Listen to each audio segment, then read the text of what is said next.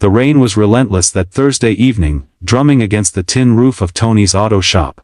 Tony, a burly man with grease-stained hands and a quiet demeanor, was shutting down for the night when he heard the screech of tires followed by a sharp crash.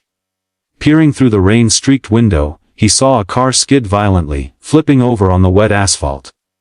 Without thinking, he grabbed his first aid kit and ran out, the rain soaking through his jacket. By the time he reached the wreck, a young policewoman was trapped inside, conscious but in shock. Her badge glinted dimly in the downpour. Tony didn't hesitate. With trembling hands, he pried open the door, dragging her out just as smoke began to curl from the engine. He murmured words of reassurance, checking her pulse, stopping the bleeding, until the ambulance sirens pierced the night. The next morning, Tony returned to the shop, wet and exhausted, only to find a termination letter pinned to the wall. His boss, furious that Tony had abandoned his post, had fired him on the spot.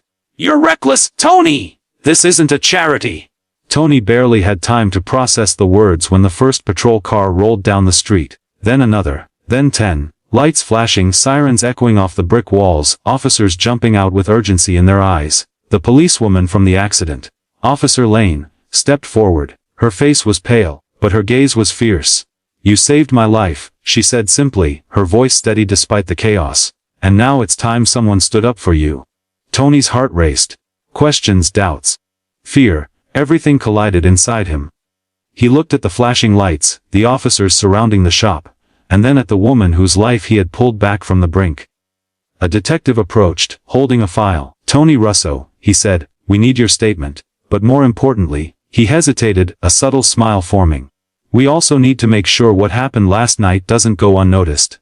Tony's boss appeared at the doorway, red-faced and stammering. For the first time, Tony didn't feel small or powerless. The crowd of officers, the media cameras gathering in the street, and the quiet pride in Officer Lane's eyes shifted something inside him. Somewhere in the tension, Tony realized that actions, even small ones, could ripple far beyond the moment they happen. And as he stepped forward, rain still dripping from his hair, he sensed that life was about to hand him a reckoning he hadn't expected. The storm outside had eased, leaving a strange, heavy calm. Tony wiped his hands on his jacket, looking at the crowd, the flashing lights, and the woman whose life now intertwined with his own in ways he couldn't yet understand. And for the first time in a long while Tony felt truly seen. Tony stood in the doorway, watching the officers confer quietly. Officer Lane stepped closer, holding a small envelope. "This is from me," she said softly, "for what you did, and to make sure you're recognized." Inside was a letter of commendation from the police department, praising Tony's bravery and quick thinking. But more than the recognition, there was something else. Handwritten notes from the family he had indirectly saved that night. Notes of gratitude, of hope, and of appreciation for a man who had acted selflessly when no one else could. The media gathered, recording his story. Tony's boss, still glaring, seemed to shrink under the weight of public admiration and respect directed at Tony. But Tony didn't gloat, he simply smiled, looking at Officer Lane. "I just did what anyone would have done," he said humbly. But everyone who witnessed it knew it was more than that. It was courage, it was humanity, and it reminded them that acts of kindness, no matter how small, could create ripples far beyond what one could imagine. Weeks later, Tony's shop reopened. This time under new management, and business boomed. Customers came not just for his skill, but for the story of a man who put others before himself.